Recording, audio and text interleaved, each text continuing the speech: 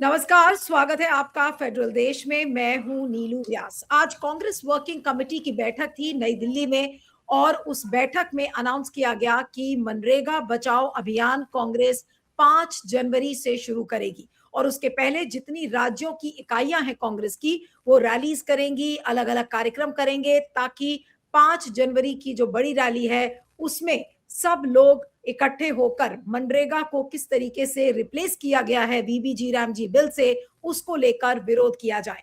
लेकिन सवाल ये उठता है कि अब कांग्रेस के पास क्या ये एक मुद्दा है जिससे कि जिस मुद्दे को लेकर वो 5 राज्यों के जो चुनाव 2026 में है और उसके आगे जो चुनाव होने हैं उसको लेकर वो आगे जाएगी। पहला सवाल ये है।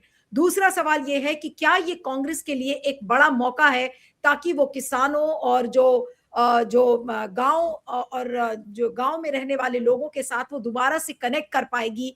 आज ये एक बड़ा सवाल है। और बाकी जो मुद्दे हैं जैसे वोट चोरी, एसआईआर, उनका क्या करेगी कांग्रेस और कांग्रेस के आगे चुनौतियां क्या हैं?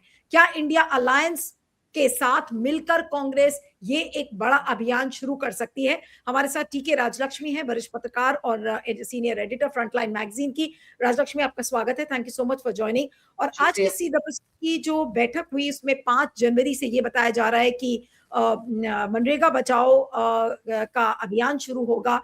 तो इस अभियान के कांग्रेस के लिए क्या मायने हैं और क्या वाकई में आपको लगता है कि जो तमिलनाडु, केरला, असम, पश्चिम बंगाल, पुदुचेरी जैसे राज्य है वहां पर कांग्रेस के जो जीतने की जो संभावना है, क्या वो बढ़ती हुई नजर आती है आपको इस इशू के साथ?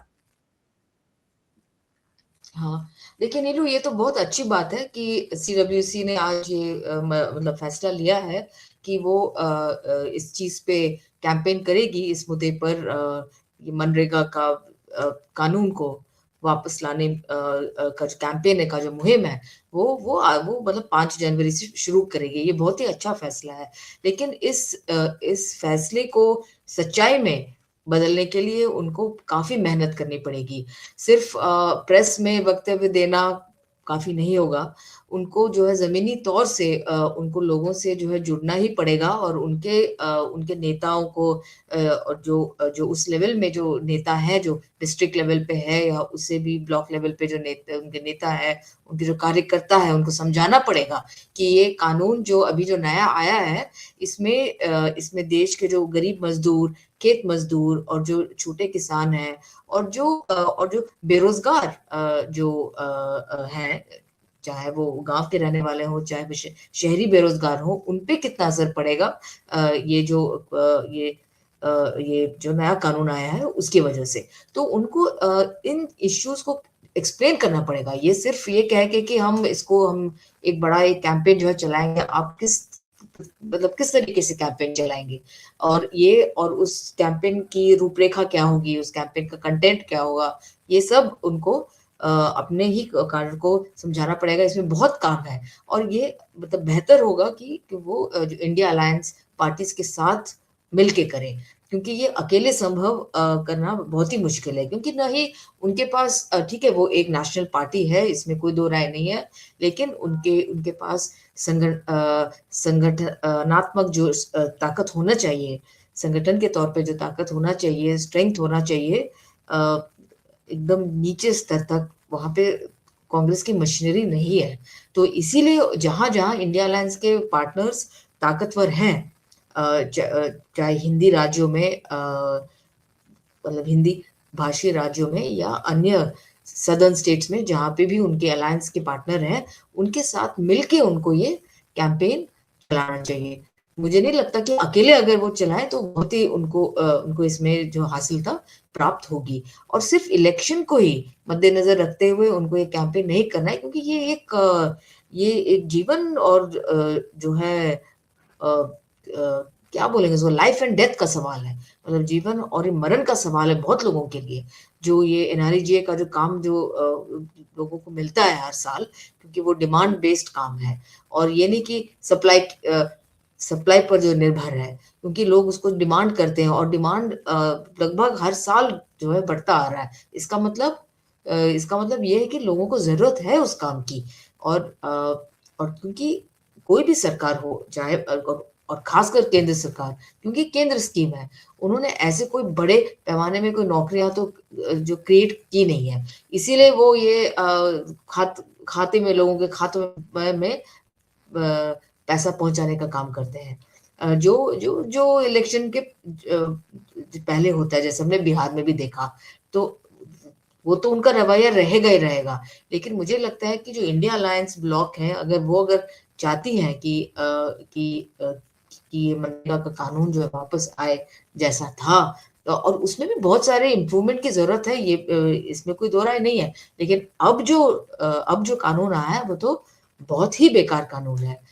सिर्फ़ कुछ ही दिनों तक सीमित रखता है और सब कुछ केंद्र ही तय करेगा, और वो भी सप्लाई बेस्ड है, सप्लाई ड्रिवन है, डिमांड ड्रिवन नहीं है ये कानून। तो इसमें बहुत ही खामियाँ हैं, और इन खामियों को किस प्रकार से वो लोगों के पास ले जाते हैं, ये ऑपोज़िशन पर ये निर्भर करेगा। तो सिर्फ़ 5-6 राज्यों में इलेक्शन हो रहे हैं, इसकी वजह से कैंपेन करना ज़रूरी है, मुझे नहीं लगता। उनको आगे तक सोचना चाहिए, और अगर वो सिर्फ़ इलेक्शन तक सीमित करके अगर अपना कैंपेन करें, तो वो इसमें विफल होंगे। अगर उनको सफलता प्राप्त करनी है, तो सभी जो वर्गों को उनको साथ में जुटाना पड़ेगा। अभी जो है मज़दूर वर्ग भी उनके साथ है। अभी सारे जो है ट्रेड यूनियंस ने भी साथ दिया है। 10 नेशनल ट्रेड यूनियन है इस देश में, उन्होंने कहा है कि वो इस नए कानून का विरोध करेंगे। वैसे ही संयुक्त किसान मोर्चा है, जिन्होंने वो 3 काले जो कानून थे, किसान कानून जो आए थे 2020 में, उनके खिलाफ जो उन्होंने मुहिम चलाया था, संयुक्त किसान मोर्चा, जो इस देश के बड़े-बड़े किसान संगठनों का एक मोर्चा है, और उसमें खेत मजदूर यूनियन भी शामिल थे। जब वो 3 फार्म लॉस की जो वापसी का जो मुहिम चला था, उसमें खेत मजदूर के भी काफ़ी संगठन शामिल हुए थे। तो इन सब का भी साथ है, और उन्होंने तो शुरू कर ही दिया है। लेकिन राजा जी, अलग-अलग जगह उन्होंने, हाँ, आपको याद होगा कि जिस समय हुँ, किसान कानून वापस लिए थे, तो उसके पहले ऑलमोस्ट हुँ, 12-12 महीने एक किसान आंदोलन चला था, और एक लंबा आंदोलन उसके बिल्कुल, बाद सरकार मजबूर हुई। लेकिन वो जो किसान आंदोलन था, वो एक पॉलिटिकल मूवमेंट नहीं था। क्या आपको लगता है कि कांग्रेस को इसमें नहीं, सफलता मिल पाएगी? ये जो मनरेगा का ये जो वीबीजी रामजी बिल है, उसको वापस लेने में हाँ। क्या इतना दबाव एज़ अ पॉलिटिकल पार्टी सरकार कांग्रेस बना पाएगी? या फिर उनको और जितने भी गाँव के जो लोग हैं, किसान तबका है, अलग-अलग जो मार्जिनलाइज़्ड सेक्शंस हैं, जो मनरेगा का फ़ायदा उठा रहे थे, उनको अपने साथ में लेकर चलना पड़ेगा? कितनी बड़ी हाँ, चुनौती है बिल्कुल। ये? ये बहुत बहुत बड़ी चुनौती है नीलू। ये 3 जो किसान कानून से भी वो जो है बड़ी चुनौती है, क्योंकि जो खेतिहर जो मज़दूर हैं, जो इस देश का जो गरीब किसान है, जो गरीब गाँव से, मतलब खासकर ग्रामीण गरीब जो हैं, वो इस स्कीम पर एकदम निर्भर रह र र हुए हैं, और उनको लामबंद करना, उनको मोबिलाइज़ करना, ये एक छोटा काम नहीं है, क्योंकि वो डेली मज़दूर हैं। क्योंकि और ये उनके पास और कोई, अगर वो अपना काम अगर छोड़ दे, तो वो उस तरीके का मतलब उनके पास लग्ज़री नहीं है कि वो काम छोड़ के घर बैठ जाएँ और वो एक आंदोलन में शामिल हों। तो इसीलिए मतलब जो है पॉलिटिकल पार्टीज़ को इस पर भी उनको ध्यान देना पड़ेगा, क्योंकि किसान कानून की तरह ये स्कीम नहीं है। ये जो कैंपेन होगा, ये बहुत ही इंटेंस होगा, और जो होना भी चाहिए, और इसमें बहुत मेहनत लगेगी। क्योंकि देखिए उस वाले जो कैंपेन जो आंदोलन चला किसान कानून के खिलाफ, उसमें जो है किसान खुद शामिल थे, और जो है उन्होंने इसका नेतृत्व दिया था, जो जितने किसान संगठन थे देश के, और खासकर हिंदी भाषी देश में, और आपके हिंदी हिसाब भाषी से राजा प्रदेश लक्ष्मी, में। हाँ। आपके हिसाब से कौन-कौन से लोग हैं जिनका समर्थन कांग्रेस को मिलना चाहिए और तभी कांग्रेस इस अभियान को भी सफल बनाएगी? कौन-कौन से तबके हैं जिनको कांग्रेस को रीच आउट करना चाहिए इस समय आपके हिसाब से? हाँ, देखिए सबसे पहले तो उनको जो इंडिया अलायंस के जो जितने उनके पार्टनर्स हैं, उनके साथ में उनके साथ मीटिंग करनी चाहिए, और ये मूवमेंट को, और ये जो बीबी राम जी जो कानून बना है उसके खिलाफ कैसे हम कैंपेन चलाएं, उस पर एक स्ट्रैटेजी या सोच बना लेना चाहिए, क्योंकि सिर्फ सीडब्ल्यूसी ने फैसला कर लिया, मतलब वो भी अच्छी चीज है। पार्टी के लेवल पे तो फैसला तो होना ही चाहिए, क्योंकि अन्य पार्टी अब जैसे वामपंथी पार्टियां हैं, उन्होंने भी फैसला किया है कि वो इस पे वो इस बिल के खिलाफ कैंपेन करेंगे, और उनका प्रोटेस्ट उन्होंने जो देश भर में करने का ऐलान दिया है। लेकिन जब अलग अलग पॉलिटिकल पार्टियां तो कर ही रही हैं, लेकिन पूरे इंडिया अलायंस को भी इस पे आना चाहिए कि वो किस तरीके से, किस स्टेट्स में जहां पे उनकी ताकत है, अलग अलग उनके पार्टी की ताकत है, वो वहां पे किस प्रकार का प्रोटेस्ट खड़ा कर सकते हैं, वो कितने लोगों को अपने साथ जो लामबंद कर सकते हैं, और इसको और पूरी तो कोशिश उनको करनी चाहिए कि बिल वापस हो जाए। अल्टीमेटली तो यही करना पड़ेगा कि ये बिल वापस हो जाए, और एनआरईजे का जो पुराना कानून है वो आ जाए वापस। तो ये होनी चाहिए कोशिश। लेकिन अभी अभी ठीक है, शुरुआत अच्छी है नीलू, मुझे नहीं लगता कि इसमें कोई वो है। लोग तो अच्छी चीज है कि कांग्रेस ने अपने लेवल पे फैसला लिया है, और यही चीज अन्य जो ऑपोजिशन के भी अन्य पार्टियां ने भी इसके खिलाफ कहा है। डीएमके की जो सरकार है तमिलनाडु ने, हाँ, उन्होंने भी कहा है वो इसका पूरा विरोध करेंगे। तो और वो भी, और कुछ एनडीए के अलायंस भी खुद इस कानून से खुश नहीं है। तो मुझे लगता है, लेकिन एक माहौल बनाने वाले अल्टीमेटली, जैसे किसान कानून के खिलाफ एक पूरे देश भर में एक माहौल बना था, वैसे ही एक माहौल बनाने की जरूरत है, और वो सिर्फ पॉलिटिकल पार्टीज करेंगी, उससे मुझे लगता है सफलता हासिल नहीं होगी। हर तबके, हर वर्ग का साथ उनको लेना पड़ेगा। और ये क्यों लेना पड़ेगा? क्योंकि इस देश में जो जो बिल्कुल गरीब हैं, उन पर सबसे ज्यादा असर पड़ने वाला है इस कानून का, और उनके हित में ये कानून जो है वापस होना चाहिए। बिल्कुल। और ये सोच होनी लेकिन चाहिए हाँ, कानून वापस। नहीं, लेकिन कांग्रेस का आपको याद हो, अगर पिछले साल उन्होंने फाउंडेशन डे में संगठन सृजन का अनाउंसमेंट किया था कि संगठन सृजन हाँ, कार्यक्रम शुरू होंगे, जहां पर कांग्रेस रीबिल्ड करेगी पार्टी को ग्रास रूट लेवल पर, नीचे के लेवल से। 1 साल हो गया उस कार्यक्रम को, उसकी कितनी सफलता रही है, क्या है, ये तो नहीं पता है। लेकिन आपको लगता है कि कांग्रेस इसको एक बड़े मोमेंटम में तब्दील कर पाएगी? क्योंकि अभी तो ये भी नहीं पता कि कांग्रेस अपने लेवल पर कितनी सक्षम हुई है, क्योंकि ग्रास रूट पर कार्डर्स नहीं काम कर रहे थे, ये भी किसी से छुपा नहीं है। ये तो धीरे धीरे करके इश्यूज लाकर राहुल गांधी ने किसी तरह से पार्टी को जिंदा करना शुरू किया है, और अभी भी वो प्रोसेस जारी है। तो आपको लगता है कि चुनौतियां बहुत ज्यादा बड़ी हैं समय कांग्रेस में? क्योंकि अभी ये भी सवाल खड़े हैं कि क्या वाकई में जो कांग्रेस का कार्यकर्ता है या जो कार्डर है, वो अभी उतना एनर्जाइज हो पाया है, नहीं हो पाया? देखिए, मुझे लगता है कि भारत जोड़ो अभियान जब शुरू हुआ, तब से काडर थोड़ा बहुत एनर्जाइज हो रहा है, लेकिन जितना होना चाहिए उतना नहीं हो रहा है बिल्कुल। इनफैक्ट कांग्रेस ज्यादा एक्टिव दिखाई देती है प्रेस स्टेटमेंट्स इशू करने में, या जो है पार्लियामेंट में उनके अलग अलग नेता अलग अलग जो है स्पीच देते हैं या भाषण देते हैं या वक्तव्य देते हैं, लेकिन उससे ज्यादा उनको बहुत ज्यादा करने की जरूरत है अगर वो नेशनल पार्टी है। क्योंकि जिस प्रकार का चैलेंज उनके उनके सामने है, उस प्रकार का एफर्ट नहीं दिखता हमें। उस प्रकार का एफर्ट जितना उनको तो लगाना चाहिए, और पूरे ऑपोजिशन को लामबंद करना चाहिए। जब भी कोई इलेक्शन होता है तो सीट शेयरिंग को लेके कुछ झगड़ा शुरू हो जाता है।